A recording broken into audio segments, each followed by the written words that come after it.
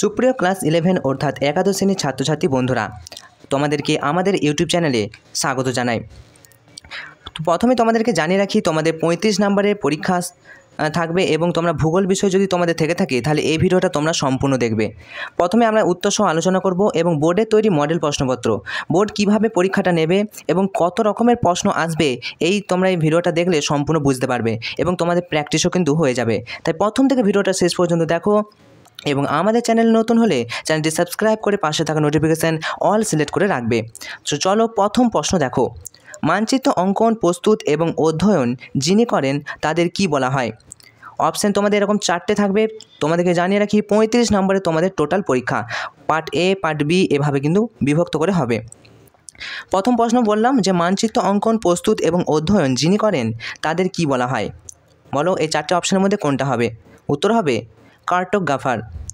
Cartographer বলা হয় মানচিত্র প্রস্তুত, অঙ্কন এবং অধ্যয়ন যিনি করেন তাকে কার্টোগ্রাফার বলা হয়। নেক্সট প্রশ্ন দেখো, নিম্নলিখিত স্তম্ভগুলি থেকে সঠিক জোড়া তৈরি করো এবং সঠিক বিকল্প চিহ্নিত করো। অনস্ক্রিন তোমরা দেখতে পাচ্ছ স্তম্ভ 1 এবং স্তম্ভ 2, অর্থাৎ তোমাদের এমসিকিউ টাইপ কোশ্চেন হলেও স্তম্ভ মিলানো থাকবে। দর্শন, এটি কি হবে? দর্শন হবে ভূগোল চিন্তন। উত্তরটা দেখে নাও, দর্শন হবে ভূগোল চিন্তন। তো তোমাদের এরকম টাইপের এমসিকিউ থাকবে, অনস্ক্রিন তোমরা দেখতে পাচ্ছ। কোনটা হবে বলে দিচ্ছি, উত্তর হবে দর্শনের সাথে হবে ভূগোল চিন্তন। তো যেটা বললাম দর্শনের সাথে কি হবে, উত্তর হবে দর্শনের সাথে ভূগোল চিন্তন। ওকে, নেক্সট প্রশ্ন ভূতত্ত্ব। থাকো এই 4টের মধ্যে ভূতত্ত্বের সাথে কোনটা হবে? ভূতত্ত্ব অর্থাৎ ভূমিরূপ বিদ্যা, তাহলে ভূতত্ত্বর সাথে হবে ভূমিরূপ বিদ্যা is the correct answer. Next প্রশ্ন ভূ জলবিদ্যা। ভূ জলবিদ্যার সাথে ভূ জলবিদ্যা, জল অর্থাৎ সমুদ্রের সাথে সম্পর্কিত সমুদ্রবিদ্যা হবে। নেক্সট নৃতত্ত্ববিদ্যা, এটা হবে সাংস্কৃতিক ভূগোল, তাই নৃতত্ত্ববিদ্যা হবে সাংস্কৃতিক ভূগোল। তাহলে এই যে 1-এর দাগের বি, 2-এর দাগের 1-এর দাগের বি হচ্ছে 2-এর দাগের ডি, 3-এর দাগের এ এবং 4-এর দাগের সি, এরকমভাবে কোন অপশানটা মিলছে অনস্ক্রিন তোমরা দেখো, এরকম টাইপের কিন্তু কোশ্চেন আসবে। তাহলে এটা উত্তরটা হয়ে যাবে অপশান নাম্বার বি। ওকে, অর্থাৎ 1-এর দাগের বি, 2-এর দাগের ডি, এরকম টাইপের কিন্তু কোশ্চেন আসবে। তো এটা তোমরা খাতায় নোটস করে রাখতে পারো, এরকম টাইপের একটা কোশ্চেন তোমরা পেয়ে যাবে। তারপরে দেখো 3-এর দাগের ছায়াপথগুলির মধ্যে দূরত্ব কত, বা ছায়াপথগুলির দূরত্ব কীরকম হয়? স্থিতিশীল, হ্রাসমান, ক্রমবর্ধমান নাকি বিকল্পভাবে ক্রমবর্ধমান? উত্তরটা হবে সি, অর্থাৎ ক্রমবর্ধমান। ছায়াপথগুলির মধ্যে বিকল্প দূরত্বটা কী হবে? ক্রমবর্ধমান। ওকে, নেক্সট প্রশ্নে চলে আসবো।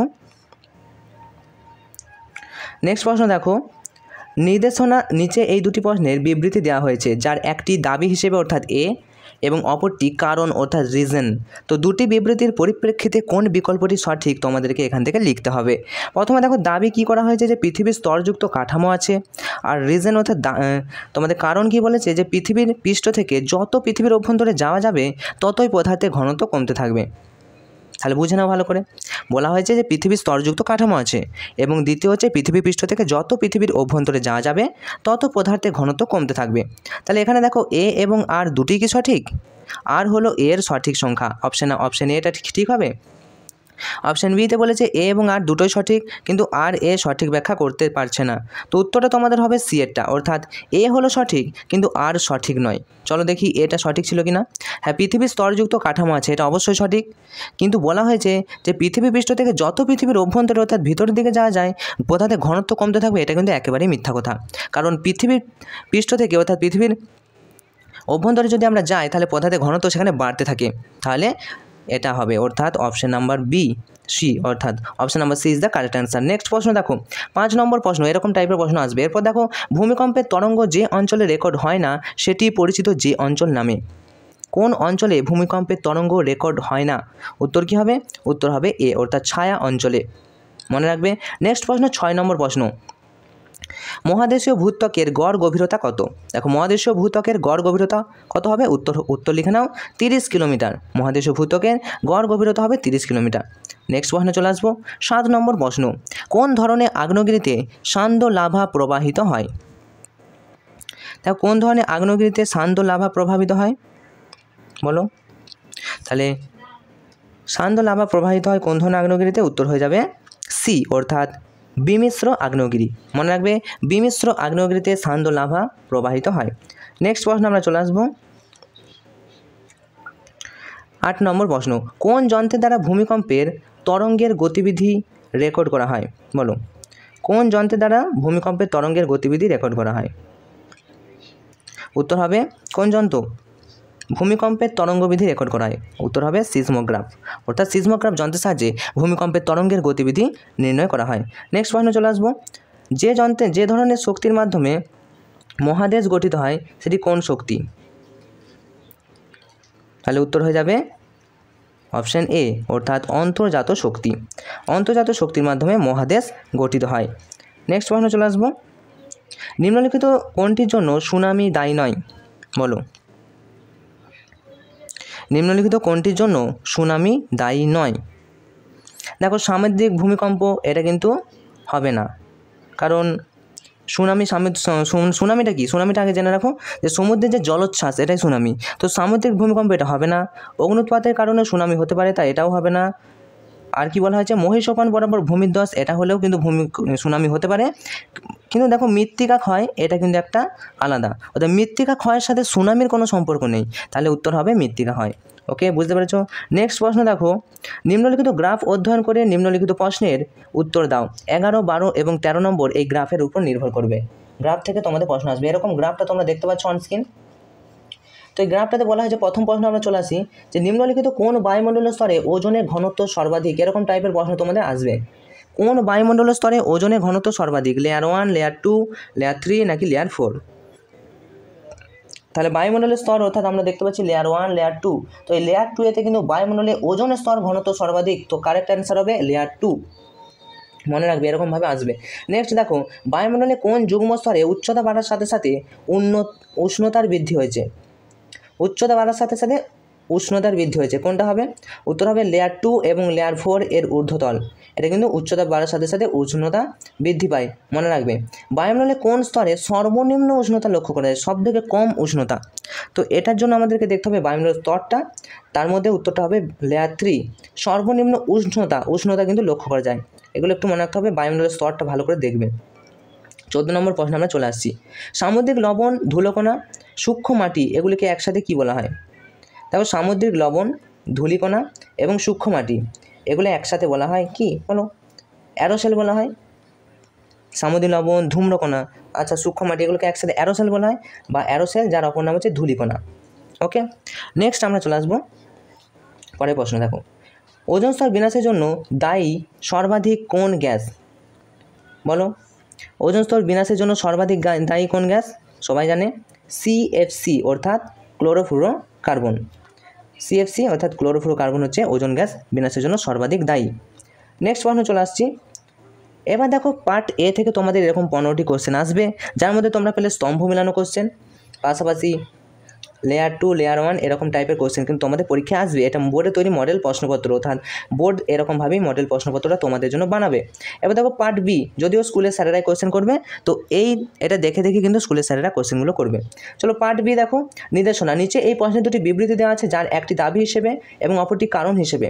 দুটি বিবৃতি পরিপ্রেক্ষিতে কোন বিকল্পটি সঠিক? এরকম টাইপের প্রশ্ন আসবে।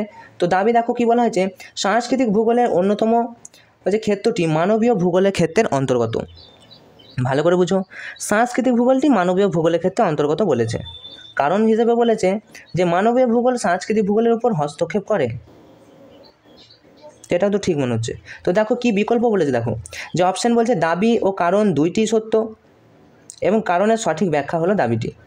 তো দাবি কারণ দুটোই কিন্তু সত্য মনে হচ্ছে। দেখো যে সাংস্কৃতিক ভূগোলের ক্ষেত্রটি মানবীয় ভূগোলের অন্তর্গত, অবশ্যই সাংস্কৃতিক ভূগোল এটা মানবীয় ভূগোলের অন্তর্ভুক্ত, তোমরা পাঠ্যপুস্তকে পেয়ে যাবে প্রশ্নের উত্তরটা। আর দ্বিতীয় যেটা বলা হয়েছে যে মানবীয় ভূগোল সাংস্কৃতিক ভূগোলের উপর হস্তক্ষেপ করে, এটাও কিন্তু একটা সত্য কথা। তাহলে উত্তর অপশন ওয়াইজ, দাবি এবং কারণ দুটোই সত্য এবং কারণের সঠিক ব্যাখ্যা হচ্ছে দাবিটি। ওকে, এবার যে অপশানগুলো দেওয়া হয়েছে এই অপশানগুলো কিন্তু হবে না। চলো নেক্সট প্রশ্ন, কোন ধারণাটি স্টপ অ্যান্ড গো ডিটারমিনেশন নামে পরিচিত? কোন ধারণাটি স্টপ অ্যান্ড গো ডিটারমিনেশন নামে পরিচিত? তো কোন ধারণাটি হবে? 4টে অপশন তোমরা দেখতে পাচ্ছ, উত্তর করো। উত্তর হবে নব্য নিয়ন্ত্রণবাদ। ভালো করে মনে রাখবে, নব্য নিয়ন্ত্রণবাদ এই ধারণাটি স্টপ অ্যান্ড ডিটারমিনেশন নামে পরিচিত।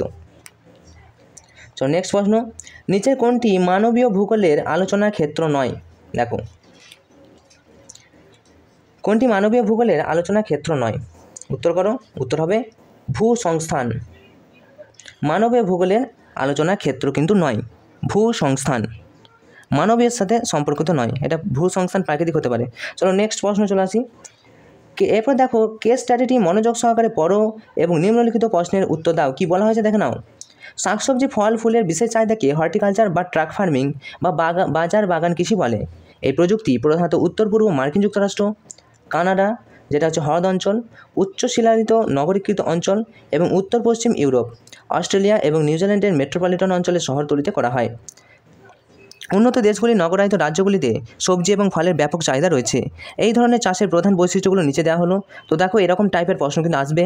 কতগুলো বৈশিষ্ট্য তোমাদের জন্য দিয়ে দিয়েছে, যে কৃষিজটগুলি আকার অপেক্ষাকৃত ছোট হয়, এই বাগানগুলি পাকা সড়কপথের সাথে খুব ভালোভাবে সংযুক্ত থাকে, ট্রাক ফার্মিংগুলি সাধারণত বাজার থেকে রাতারাতি পৌঁছানো যায় এমন দূরত্বে থাকে, এবং 4 নম্বর বলা হয়েছে এটি একটি নিবিড় পুঁজি নির্ভর এবং অত্যন্ত যন্ত্র নির্ভর কৃষিকাজ। 5 নম্বর বলা হয়েছে এই ধরনের কৃষি বিজ্ঞান ভিত্তিক হয়ে থাকে, এবং 6 নম্বর শাকসবজি ও ফল সংগ্রহ করা হয়ে থাকে। তো এখান থেকে তোমাদের কি কোশ্চেন আসবে বলা হয়েছে যে এতটা তোমাদেরকে পড়তে হলো, এবং 19, 20, 21 তিনটি প্রশ্ন এখান থেকে করা হবে। তো প্রথম প্রশ্নটা আমরা দেখে নেব কি বলেছে। 19 নম্বর প্রশ্ন দেখো, বলা হয়েছে কোথায় ভারতে বাগান কৃষিকে টাক ফার্মিং বলা হয়? বলো 4টে অপশনের মধ্যে কোনটা হবে? টাক ফার্মিং সম্পর্কে এতক্ষণ ধরে বলা হলো। কোথায় ভারতে বাজার বাগান কৃষিকে টাক ফার্মিং বলা হয়? উত্তরটা হয়ে যাবে আমেরিকা যুক্তরাষ্ট্র। টাক ফার্মিং আমেরিকা যুক্তরাষ্ট্র, মনে রাখবে, খুব ইম্পর্টেন্ট একটা কোশ্চেন। চলো নেক্সট প্রশ্ন চলে আসি। 30 নম্বর প্রশ্ন হচ্ছে নিম্নলিখিত বিবৃতিগুলির মধ্যে বাজার বাগান কৃষি ও হর্টিকালচারের মধ্যে কোনটি সঠিক নয়? উত্তর হবে এটি শ্রম ও মূলধন নির্ভর কৃষি ব্যবস্থা। নাকি এর কোন অপশানটা হবে? তো অপশান কোনটা হবে মনে হচ্ছে? নিম্নলিখিত বিবৃতির মধ্যে কোনটি হর্টিকালচারের মধ্যে সম্পর্কিত নয়? উত্তর হবে, তোমরা উত্তর করো ডি, অর্থাৎ এটি বিস্তৃত অঞ্চল জুড়ে সংঘটিত হয় এবং অনেক দূর পর্যন্ত পর্যন্ত হয়। মনে রাখবে হর্টিকালচারের মধ্যে সঠিক নয়, বাজার বাগান কৃষির মধ্যে এটা পড়ছে না। ওকে, নেক্সট প্রশ্ন আমরা চলে আসবো। 21 নম্বর প্রশ্ন, কোন ফুল নেদারল্যান্ডের বিশেষত্ব? ইম্পর্টেন্ট কোশ্চেন, দেখো দাগ দাও, খাতায় লিখো, কোন ফুল নেদারল্যান্ডের বিশেষত্ব? উত্তর হয়ে যাবে, অপশান করো অপশান ওয়াইজ, অর্থাৎ উত্তর হবে টিউলিপ। টিউলিপ ফুল নেদারল্যান্ডের একটা বিশেষত্ব ফুল। চলো নেক্সট প্রশ্নে চলে আসি। ড্যাশ অঞ্চলে বসবাসকারী আদিবাসী শিকার করে থাকে। ড্যাশ অঞ্চলে বসবাসকারী আদিবাসীরা শিকার করে বেঁচে থাকে। কোন অঞ্চলে আদিবাসীরা শিকার করে বেঁচে থাকে বলো? উত্তর হবে ডি, অর্থাৎ খুব শীতল এবং উষ্ণ জলবায়ু অঞ্চলে আদিবাসীরা শিকার করে বেঁচে থাকে, মনে রাখবে। নেক্সট প্রশ্ন চলে আসবো। সব থেকে আদিম থেকে শুরু করে এরকম টাইপের কোশ্চেন, দেখো এটা একটা নতুন ধরনের টাইপ পাচ্ছি, যে সব থেকে আদিম থেকে শুরু করে সব থেকে আধুনিক পর্যন্ত নিম্নলিখিত প্রাথমিক কার্যক্রমগুলি সাজাও। তো এখানের মধ্যে কোনটা হতে পারে? দেখো বলেছে প্রথমে কোনটা হয়েছিল বলো, প্রথম কোনটা হয়েছিল? আমরা দেখো বাণিজ্যিক পশুপালন কি প্রথমে হয়ে গেছিলো, না যাযাবর পশুপালন, নাকি শিকার সংগ্রহ, নাকি গৃহপালিত পশুপালন? তো কোনটা আগে হয়েছিল? অ্যাট ফার্স্ট আমরা যদি বলি, প্রথমে তোমাদের যেটা হয়েছিল দেখো শিকারটা তোমাদের প্রথম হয়েছিল, অর্থাৎ এটাকে আমরা 1 নম্বর করব। তারপরে যদি বলি শিকারের পরে কিন্তু মানুষ যাযাবর পশুপালন, অর্থাৎ শিকার করার পর যাযাবরভাবে পশুপালন করতে লাগলো, তাহলে 1, 2। এরপর আমরা যদি বলি এরপরে কি গৃহপালিত পশুপালন হবে, তারপর বাণিজ্য পশুপালন। প্রথমে তো শিকার করলো, তারপর পশুপালন করলো, তারপর গৃহপালিত পশুপালন, অর্থাৎ 3 নম্বর হবে, এবং এটা একদম লাস্ট হবে 4 নম্বর। তাহলে আমরা অপশান ওয়াইজ দেখবো, তাহলে 1, 2, 3, 4, অর্থাৎ শিকার সংগ্রহ, তারপর যাযাবর পশুপালন, তারপর গৃহপালিত পশুপালন, এবং শেষে বাণিজ্যিক পশুপালন। বাণিজ্যিকভাবে পশু কিন্তু পালন করতে শিখলো মানুষ, আদিম থেকে শুরু করে একবারে বর্তমানকাল পর্যন্ত। তো এরকম টাইপের প্রশ্ন কিন্তু আসবে তোমাদেরকে। এরপর দেখো অপশানে কি বলেছে, দেখো অপশান বলেছে কোনটা হবে? 4, 3, 1, 2। প্রথমে 4, 3, 1, 2 কোনটা হবে? উত্তর হবে কিন্তু বিয়েরটা, অর্থাৎ 3, 4, 2, 1। ওকে, প্রথমে 3 অর্থাৎ শিকার সংঘ, তারপরে 2 অর্থাৎ যাযাবর পশুপালন, তারপরে গৃহপালিত পশুপালন, তারপরে কিন্তু বাণিজ্যিক পশুপালন। ওকে, এরকম টাইপের কিন্তু কোশ্চেন আসবে, মাথায় রাখবে। নিচে কোন ধরনের খনিতে বৃহৎ এবং দ্রুত উৎপাদন পাওয়া যায়? বৃহৎ এবং দ্রুত উৎপাদন কিন্তু পাওয়া যায়, বলো কোন ধরনের খনিতে বৃহৎ এবং দ্রুত উৎপাদন পাওয়া যায়? উত্তর হবে খোলা ঢালাই খনন এতে কিন্তু কি হয়, বৃহৎ এবং দ্রুত উৎপাদন কিন্তু পাওয়া যায়, মনে রাখবে। নেক্সট প্রশ্ন আমরা চলে আসবো 25 নম্বর প্রশ্ন। ব্রাজিলের কোন প্রদেশে সবথেকে বেশি কফি উৎপাদিত হয় বলো? হ্যাঁ, সবথেকে কফি উৎপাদক অঞ্চল হচ্ছে ব্রাজিল। তো কোন প্রদেশে, সেই প্রদেশটার নাম কি? এটা খুবই ইম্পর্টেন্ট একটা কোশ্চেন বাছাই করা হয়েছে। উত্তর কী হবে? উত্তর হবে মিনাস গেরাসাই ইজ দ্য কারেক্ট অ্যান্সার। মিনাস গেরাসাই এই প্রদেশে বেশ কফি কিন্তু উৎপাদন হয়, মনে রাখবে, সব থেকে বেশি। চলো, পৃথিবীর বৃহত্তম কার্পাস উৎপাদক দেশ কোনটি? পৃথিবীর বৃহত্তম কার্পাস উৎপাদক দেশ, সব থেকে বেশি কার্পাস উৎপাদন করে সবাই জানো, কার্পাস হচ্ছে ভারত প্রথম, অর্থাৎ Bharat is the correct answer, Bharat. Next প্রশ্ন চলে আসবো। কোনো বইয়ে চীনও দেওয়া থাকে, তো কার্পাসটা হচ্ছে ভারত। চলো নেক্সট 27 নম্বর প্রশ্ন। নিচের কোন ক্ষেত্রে নিযুক্ত ব্যক্তিরা স্বর্ণালী পোশাকি শ্রমিক হিসেবে পরিচিত? স্বর্ণালী পোশাক এই শ্রমিক হিসেবে পরিচিত, এটা কার সাথে সম্পর্কিত বলো? তো এটা হবে অপশান নাম্বার ডি, অর্থাৎ অতি নব্য যে শ্রমিকেরা, এই ব্যক্তি স্বর্ণালী পোশাক হিসেবে শ্রমিক হিসেবে পরিচিত। নেক্সট প্রশ্ন আমরা চলে আসবো পার্ট নম্বর 3। দেখো এখানে কি বলেছে, নিম্নলিখিত দ্রাঘিমাগত বিস্তৃতির মধ্যে কোনটি ভারতের সীমারেখার জন্য প্রাসঙ্গিক? ভারতের সীমারেখা কত ডিগ্রি থেকে কত ডিগ্রি, এটা তোমার কাছে জানতে চেয়েছে। তো অপশান ওয়াইজ উত্তর করো। উত্তর হবে 68 ডিগ্রি পূর্ব থেকে 68 ডিগ্রি 7 মিনিট পূর্ব থেকে 97 ডিগ্রি 25 মিনিট পূর্ব, এটা কিন্তু ভারতের এটা সীমার জন্য প্রাসঙ্গিক। চলো নেক্সট প্রশ্ন। ভারতের বৃহত্তম আন্তর্জাতিক সীমানা রয়েছে কার সাথে? সব থেকে বড়, এটা ইম্পর্টেন্ট কোশ্চেন এবং বিভিন্ন কম্পিটিটিভ এক্সামে কিন্তু আসে, যে ভারতের বৃহত্তম আন্তর্জাতিক সীমানা রয়েছে কার সাথে বলো? অপশান হবে পাকিস্তান নয়, বাংলাদেশের সাথে সবথেকে বেশি আন্তর্জাতিক ইন্টারন্যাশনাল বর্ডারটা ক্রস করেছে, সবথেকে বেশি ভারতের বাংলাদেশের সাথে আছে, এটা মনে রাখবে। চলো নেক্সট প্রশ্ন চলে আসি। বলেছে নিচের কোন নদীটি, 30 নম্বর প্রশ্ন, নিচের কোন নদীটি একটি গ্রস্ত উপত্যকার মধ্য দিয়ে প্রসারিত হয়েছে? গ্রস্ত উপত্যকার মধ্য দিয়ে প্রসারিত হয়েছে কোনটি? উত্তর হবে তাপ্তি নদী, মনে রাখবে। উত্তর হবে তাপ্তি নদীটি গ্রস্ত উপত্যকার মধ্য দিয়ে প্রসারিত হয়েছে। নেক্সট প্রশ্ন। আরাবল্লী পর্বতমালা সর্বোচ্চ শিখরের নাম কি? এটা অনেকেই জানো, তো এটা তাদের উত্তর করতে পারবে। আরাবল্লী পর্বতমালার সর্বোচ্চ শৃঙ্গের নাম মনে রাখো গুরু শিখর হলো আরাবল্লী পর্বতমালার সর্বোচ্চ শৃঙ্গ। নেক্সট, কোন নদীটি দক্ষিণ গঙ্গা নামে পরিচিত? দক্ষিণী গঙ্গা, এটাও পারার উচিত। দেখো খুব ইজি প্রশ্ন, দক্ষিণী গঙ্গা সবাই জানো গোদাবরী, দক্ষিণী গঙ্গা নামে পরিচিত গোদাবরী। চলো নেক্সট প্রশ্ন আসি। এরপর দেখো কী বলেছে, প্রদত্ত ভারতের রেখা মানচিত্রে 3টি ভৌগোলিক বৈশিষ্ট্যকে এ, বি এবং সি হিসেবে চিহ্নিত করা হয়েছে। তো এই প্রদত্ত বিকল্পগুলির মধ্যে থেকে এই ভৌগোলিক বৈশিষ্ট্যগুলিকে শনাক্ত করতে বলেছে। 33 থেকে 35 নম্বর তোমাদের এই কোশ্চেনটা আসবে, এরকম একটা ম্যাপ দিয়ে দিয়েছে। তো এই ম্যাপটাতে আমরা যদি লক্ষ্য করি, এখানটাতে এ আছে, এখানটায় বি, সি এবং ডি। এই ম্যাপটাতে ভালো করে বোঝা যাচ্ছে না, তো তোমরা এরকম তোমাদের একটা কোশ্চেন আসবে। তো এখানে দেখো বলা হয়েছে যে প্রথমে কি বলা হয়েছে, যে ভারতে যে মানচিত্র এ হলো ভারতের একটি গুরুত্বপূর্ণ ভূতাত্ত্বিক বৈশিষ্ট্য। তো এটি কোন ভূতাত্ত্বিক ভূমিরূপকে চিহ্নিত করে? তো এই জায়গাটা যে এটা আছে, এটা কোন ভূতাত্ত্বিক ভূমিরূপকে চিহ্নিত করছে? তাহলে এ আমরা দেখে নেব, এটা উত্তর হবে ডি, অর্থাৎ সাতপুরা পর্বতমালা ওইখানটাতে অবস্থিত। চলো নেক্সট, প্রদত্ত মানচিত্রে বি হলো ভারতের একটি গুরুত্বপূর্ণ নদী। আচ্ছা, নদী বলছে, তো এই নদীটির নাম কি? তো বি কোনখানটায় আছে, আমরা উত্তরটা দেখে নেব ডি, আচ্ছা কাবেরী। তাহলে মানচিত্রে আমরা বি দেখতে পাচ্ছি এই জায়গাটাতে, এখানটাতে। তো কাবেরী নদীটি এখানটা কিন্তু উদ্ভব হয়েছে, তাহলে উত্তর হবে কাবেরী।